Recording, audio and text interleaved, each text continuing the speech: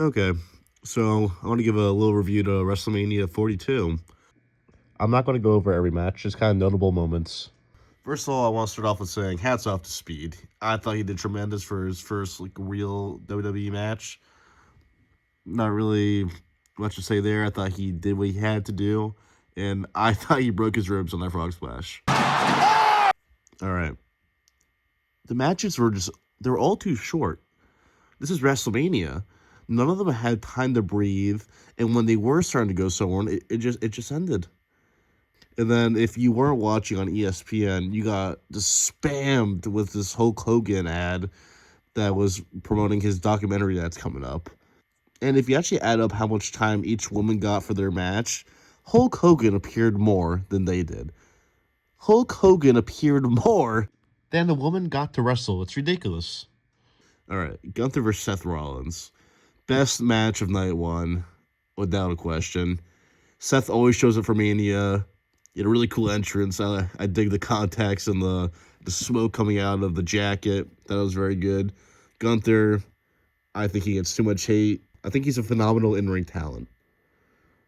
It's a shame that they didn't get really the bill they should have gotten for this match because they really did deliver. Hats off to them. And I'm happy Gunther finally got a win at WrestleMania. The last 2 years were really, really kind of traumatizing for a Gunther fan. Of course, the most notable thing of the night compared to the insane amount of ads, very short matches, it was Cody Rhodes versus Randy Orton. Now, technically, if you just break down the match itself, that was fine. It wasn't like anything outstanding in my opinion. Hit the right beats. But the crowd was weirdly dead during it. And now, I think that is mainly because of the story. I think the story was so bad that the crowd had a hard time getting into the match. Because I did. The story really took me out of it. The presence of Pat McAfee made me so mad that when Jelly Roll came in and literally killed him, it brought me joy. I was so happy. Now, I know what some people think. That doesn't mean Pat is a good heel.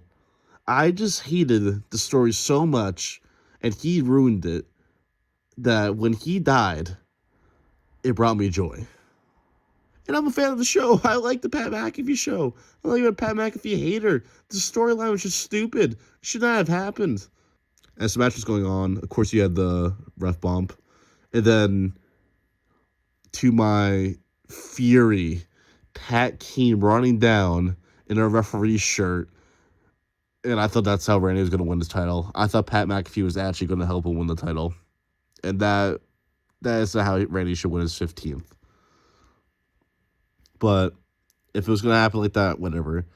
Pat, who claims that Randy Orton is the only person that can save the WWE, slides in and does the slow count. What heel does the slow count? None. They all count fast when they're counting for their partner. That's how that works. But no, Pat's an idiot, so he gets RKO'd. Thank God. And then Cody won. Here's some text messages with my dad to show my live reaction to Randy losing. And then out of nowhere coming back and punting Cody's head off. Don't! I want to just talk about that for a second. The ending was so bizarre because Randy punted Cody's skull out of his head and held the belt up like he won. But he lost. He lost. That's how the night ended. That's the lights went out. Whatever. All right. Night 2, it was significantly better. Now, is that because night 1 was just so bad that it made night 2 better? I don't know. Probably. It opened up with Brock Lesnar versus Oba Femi. And this match was exactly what I thought it was going to be. It was hard-hitting, felt good. I liked it. And I have to say, seeing Brock in tears undo his boots and leave his gear in the ring, it made me sad. I am a big Brock Lesnar fan, and this was his last match ever. That really kind of sucks. I don't know. Future Hall of Famer for sure. Night 2. Ads are still a problem in night 2. I don't think they were as bad as night 1, but It's TKO. They're greedy. They're money hungry. It needs to change. I thought the matches were all pretty solid. I don't think there was really a particular weak one. Once again, I wish they were just a little longer. It is WrestleMania. It's not Monday Night Raw. We can go a little longer. Thank you. I don't know why we have these hard deadlines now. Now, John Cena as the host. It was nice seeing Cena. It's kind of weird seeing him in a suit, but he's retired now. He said it was going to happen, and it's happening.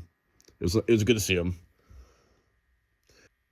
Now, Miz and Danhausen, they were awesome. I had a great time watching the two of them. I think they get along great. They have good chemistry. I think Miz shines in everything he does. And Danhausen, I really like him. He's a great addition. When Miz is getting carried away by all the mini Danhausens, I was cracking up. I thought it was hilarious. Okay, now the main event. Roman Reigns or CM Punk. And oh my god, did this match over deliver. This match saved the entire show, honestly, both nights.